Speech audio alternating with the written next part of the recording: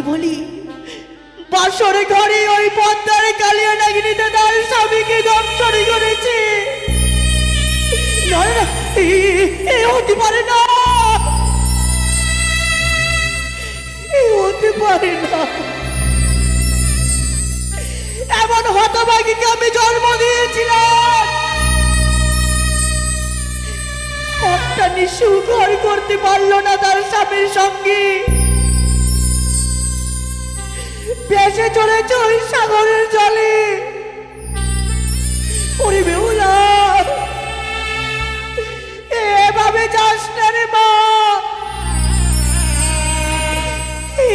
একবার আমার কোলে ফিরে আয়। তোকে না দেখলে আমি একটা মুহূর্ত থাকতে পারি না। দেখতে দেখতে একটা নিশি পারও হয়ে গেল, আমি যে তোকে দেখিনি। ওরে মা, এই বৃদ্ধা বয়সে তুই আমায় আবারও কাঁদালি কেন? কাঁদালি তুই আমার?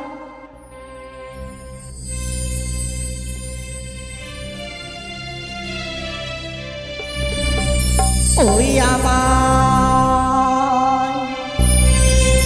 কাঁদালি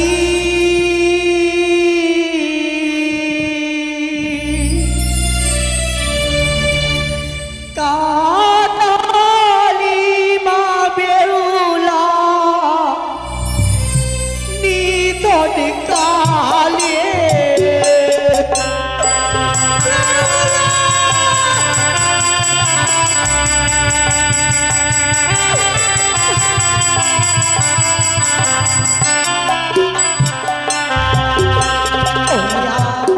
কাদালি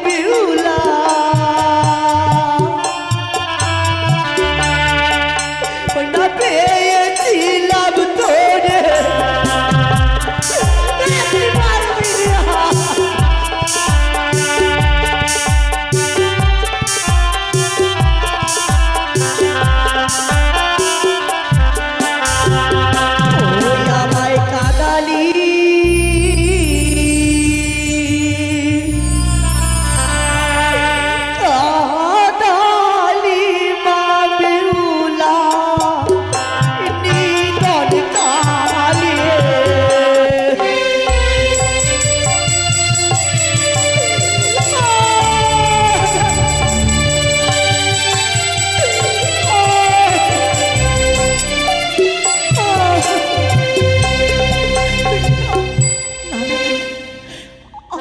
যদি এভাবে ভেঙে পড়ি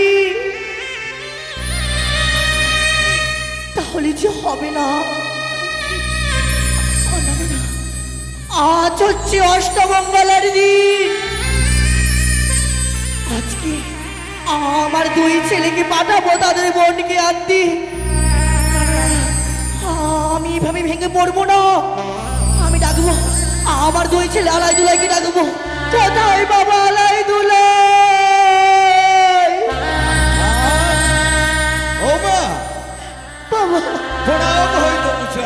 প্রণাম মা।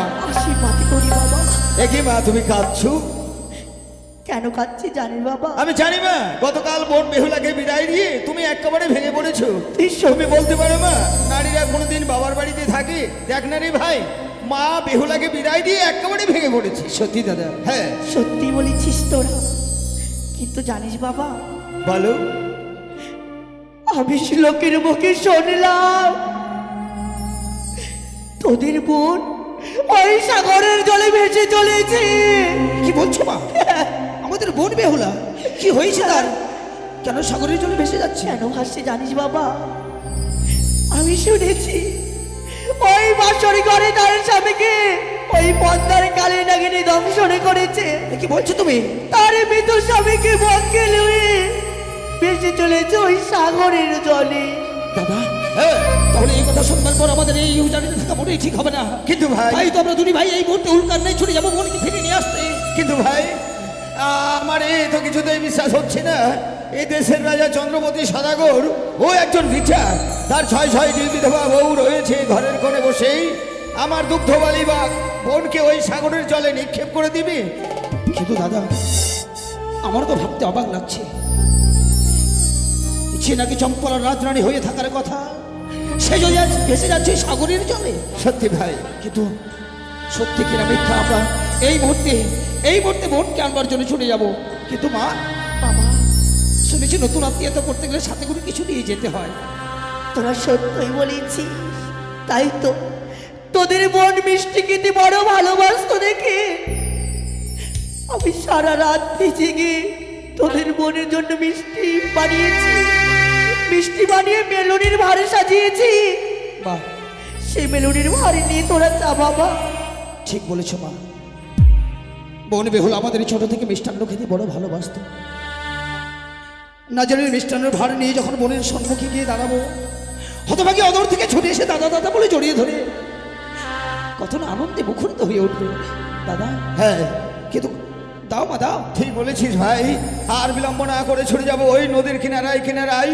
বোন বেহুলা যেখানেই থাকুক না কেন, ওকে ফিরিয়ে নিয়ে আসবো আমাদের এই জানি নগরে। চল ভাই।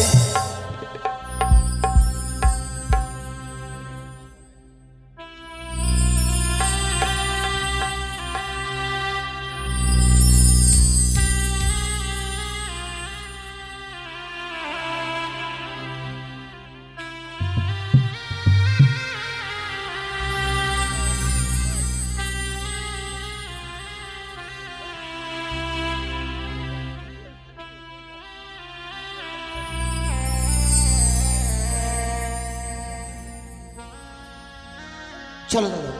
বেশ। আমার দুই ছেলে গিয়ে ছেলাই তো না, তাদের বোনকে আনতে আমিও বিলম্ব করবো না। অবিলম্বে ছুটে যাব আমাদের গৃহে। যাই, আমি এই মুহূর্তে গৃহে চলে যাই।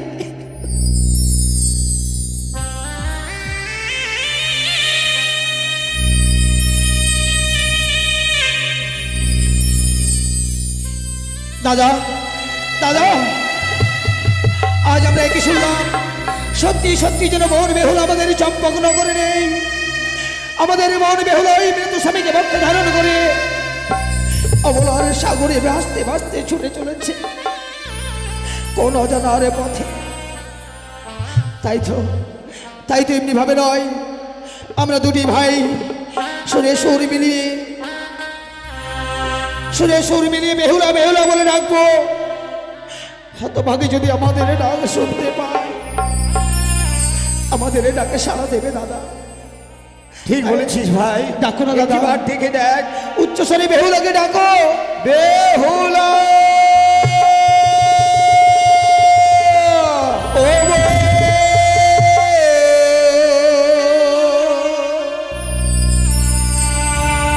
বেহুলা রে,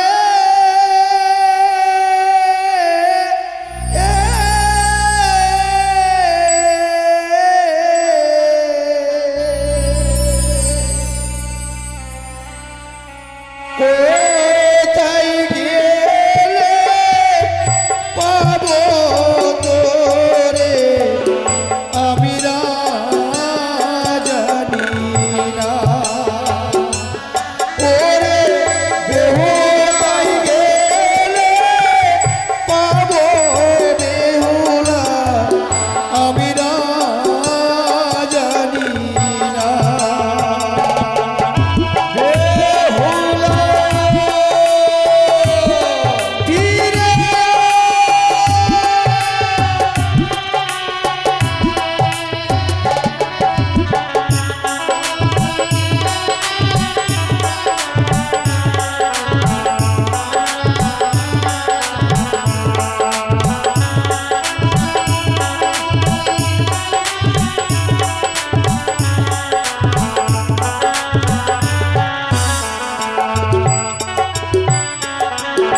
ইয়ালাই দুলাই আমরা দুই ভাই সাগর কুলে খুঁজে বেড়াই রে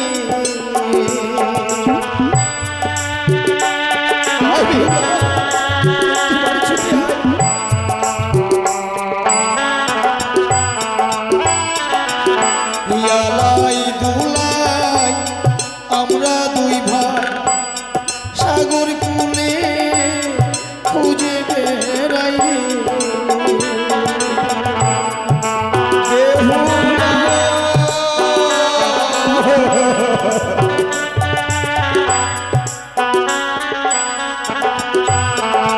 ও বোন বেহুলা রে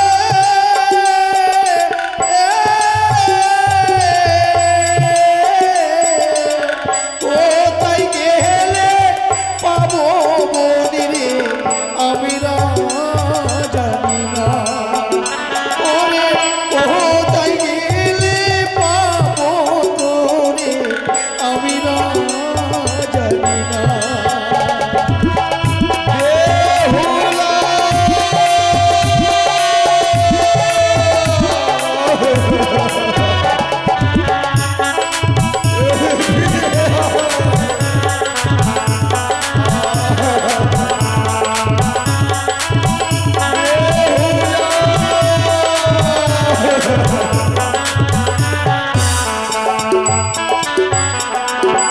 আই বেহুলা আইরি কোলে ডাকনা একবার দাদা বলে রে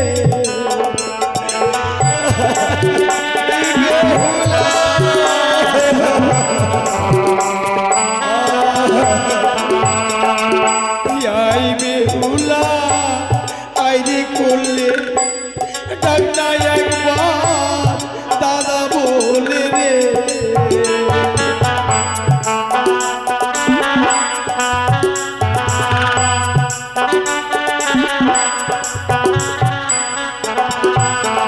ও বোন বেহুলা রে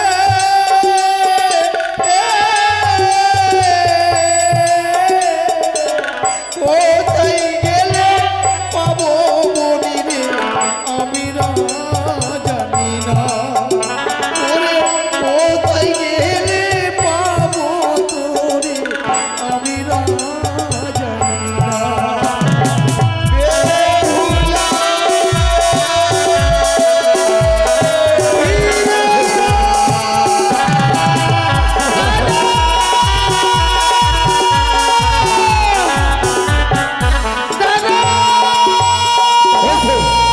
ওই তো বেহুলার কণ্ঠস্বর পাওয়া যাচ্ছি ওই তো টিপ টিপ করে আরেকটু আলো জ্বলছে একটা কলার বান্ধার সোলার মঞ্জুস সেইখান হতে বোন বেহুলার কণ্ঠস্বর পাওয়া যাচ্ছে চলো দাদা চলো আর একটি বার ডেকে দেখ না ভাই বোন বেহুলা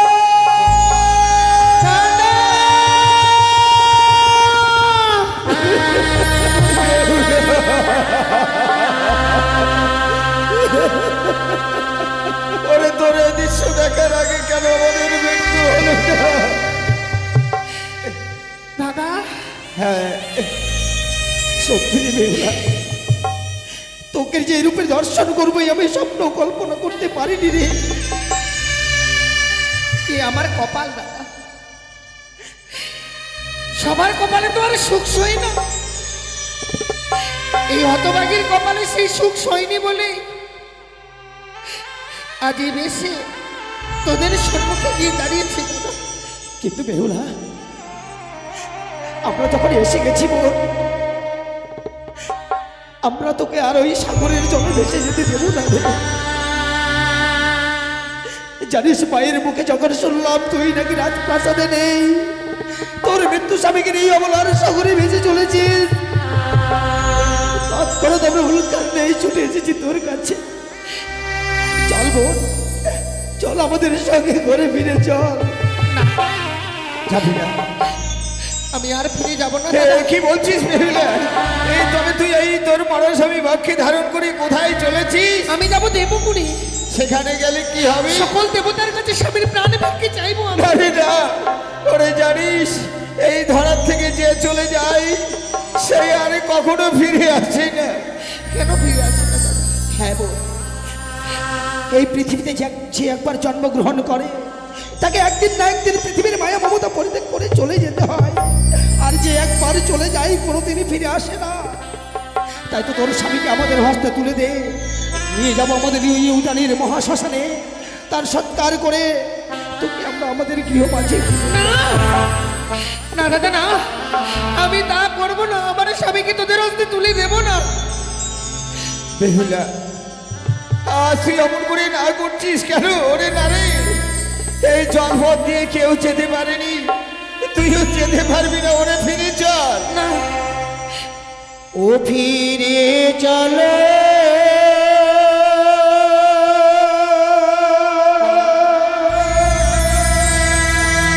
ও মোদের ঘরে রে,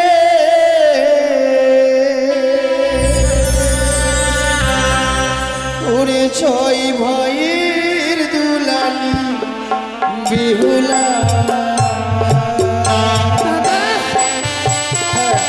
দে, দে তোর স্বামীকে দে।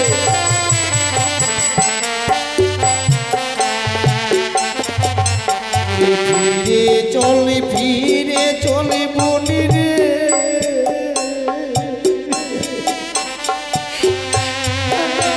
ওরে মায়ের দুলালি।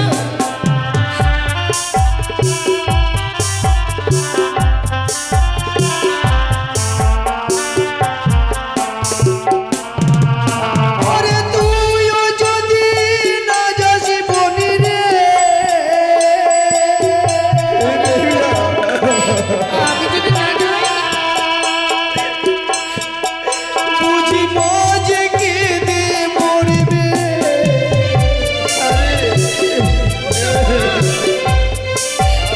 আমাকে আমি আর ফিরে আসবো না।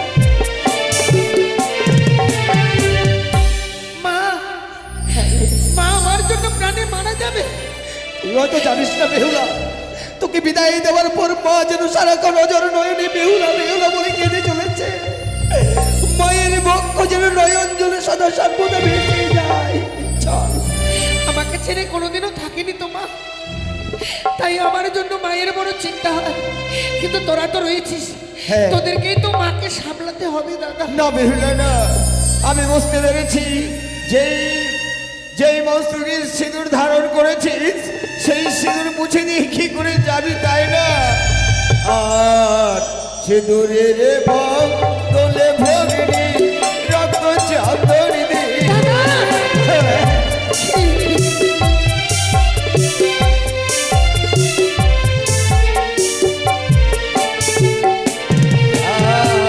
শাখার তোলে ভগিনী সানো গান গানি দেব।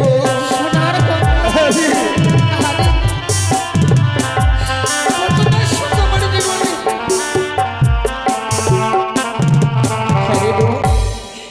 যে নারীর একবার স্বামী মারা যায় তার সীমন্তে সিঁদুর মানায় না রে, হস্তে শাখা মানায় না। তাই সিঁদুরের বদলে রক্ত চন্দনে সাজাবো, আর ওই শঙ্খের বদলে সোনার বালা দেব। আর তোর মৃত্যু স্বামীর বদলে কি দেবো জানি? আমার মৃত স্বামীর বদলে আর স্বামীর বদলে সোনা,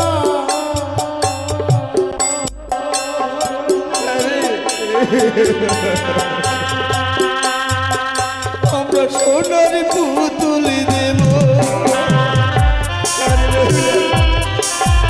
এমন করে না করিস রে। আরে কারো লাগি উজান নিতে দে,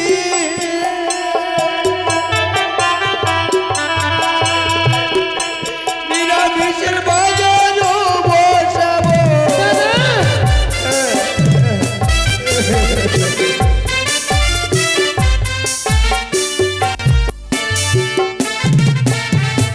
সত্যি দাদা, আমার জীবনে যে এত সুখ, সে সুখের কথা ভাবতে গেলে না মনে বড় আনন্দ হয়। সে আমি নাকি রাজপ্রাসাদে ফিরে গেলে স্বামীর বদলে আমায় স্বর্ণ পুতুল দিবি। হ্যাঁ, আমি জানি দাদা, ছোট থেকে বড় হয়েছি তোদের কাছে, জীবনে যা চেয়েছি আমি তাই পেয়েছি।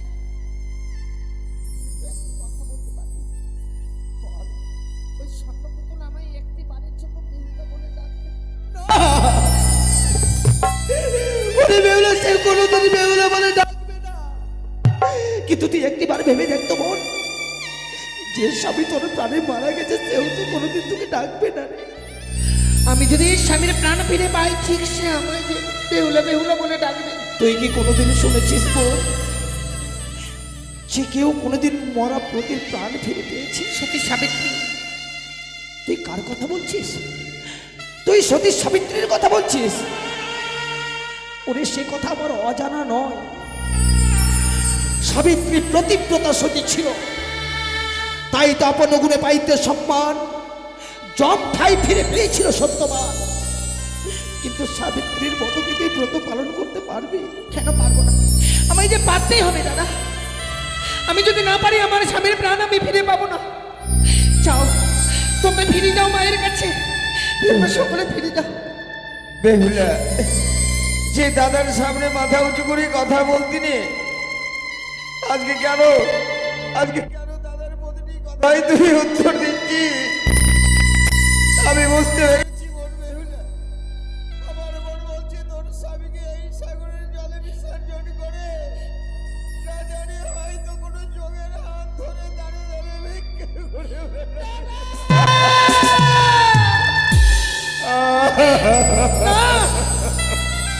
দাদা,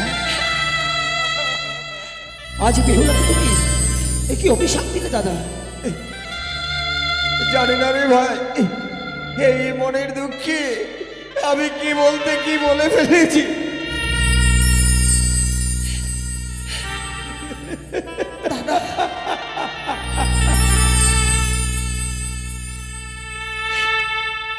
বেহুলা, কাঁদিস নি দাদা। জানিস রে, কাঁদতে তো হবে আমাকে সারাটা জীবনের মতো। একে তো স্বামী হারারে বিয়োগ ব্যথায় পাঁজর ভেঙে গেছে, তার মধ্যেও তুমি তাকে অভিশাপ করলে দাদা। না রে, মনে দুঃখ নিস নি দাদা। এটা প্রত্যেকটা বোনের পুরস্কার থাকে রে। কারণ যে বোনেরা ছোট থেকে দাদাদের হাতে রাখি বেঁধে দেয়, কপালে ফোঁটা দেয়, শেষ পুরস্কারটা এটাই হয়। সুখের দিনে তো কেউ সাথী হতে পারি না, তাই দুঃখের দিনেও আমার সাথী হতে পারে না। সত্যি এই জন্যই মা বলেছিল বিদায়ের সময়, বেহুলা আপনকে পর আর পরকে আপন করে ঘর বাঁধতে হয়। সত্যি রে, আজ তোর কথা শুনে আমি নিজে নিজে উপলব্ধি করতে পারছি বোন। কথাই বলে না যে দুষ্ট মিষ্টু স্বামী হয় তবু বঞ্চিত ঘর, দয়াল অধীন দাদা ভাই তবু হয়ে যায় পর। আর বাধা দেব না রে। কিন্তু বোন, দাদা তুই যাওয়ার পূর্বে আমাদের কপালে ফোঁটা দিয়ে যাবি না? কেন দেব না? মনে তো সেটাই আমার আশা ছিল। যখন রাজপ্রাসাদে থাকতাম, রাজপ্রাসাদে যখন ছিলাম, সেদিন আসতো ভাই ফোটার দিন। আমার কত আনন্দ হতো যে আমি দাদাদের কপালে ফোঁটা দেব।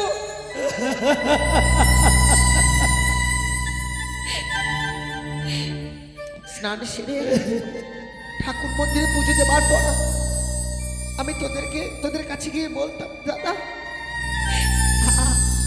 এসো না, আমার সম্মুখে বসো, আমি যে তোমাদের কপালে ফোঁটা দেব।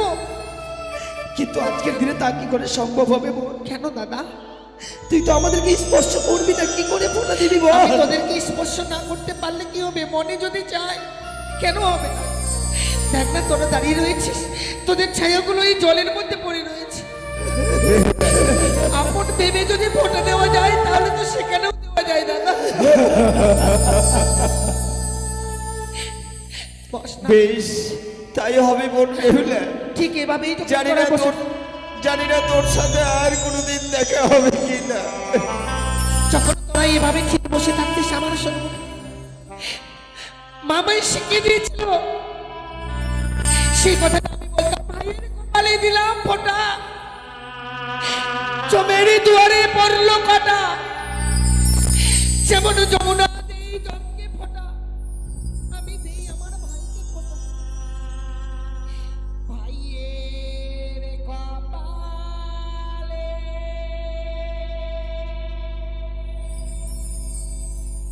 দিলাম ফোঁটা,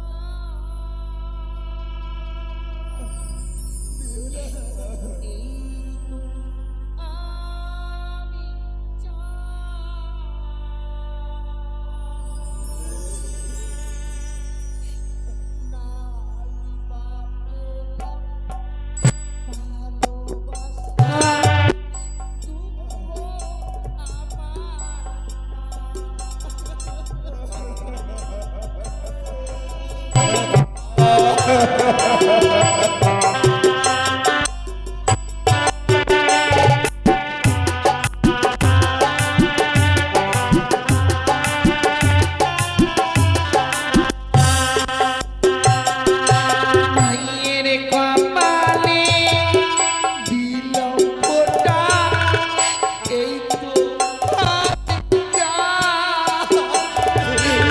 নাই বা পেলাম ভালোবাসা, দুঃখ আমার।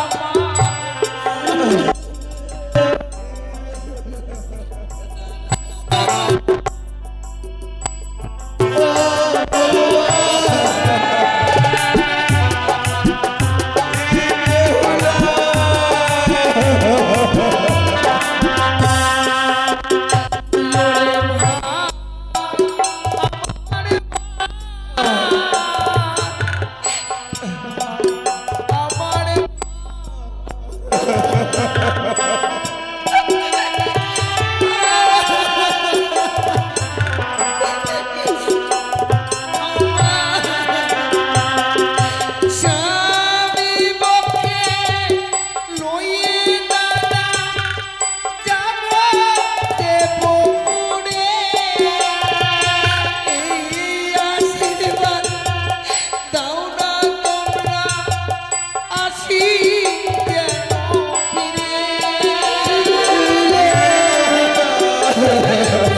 ও মা, তুমি দেখো মা, আমি দাদাদের কপালে মরে দিচ্ছি গো।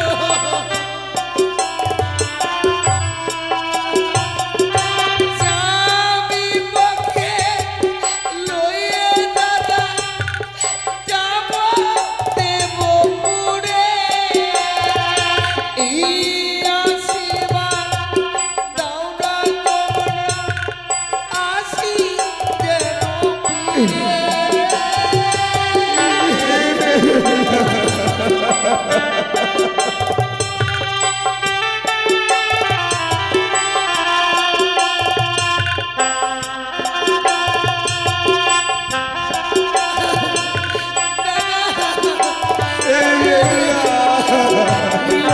ভাইয়ের কপালে দিলাম ফোঁটা, এই তো আমি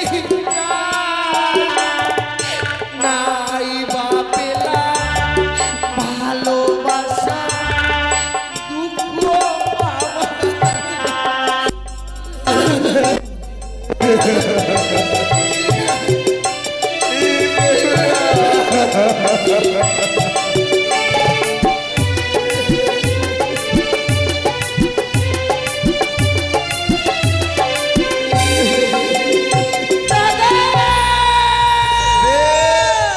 বেহুলা ও দাদায় মন করে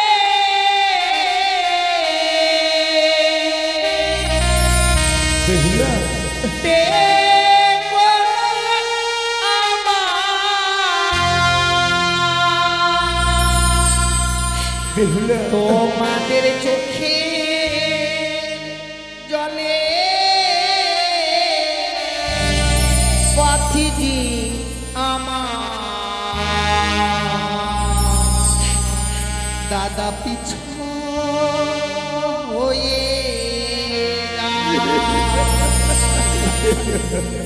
তোমাদের চোখে জলে পথে দিয়ে আমার পিছু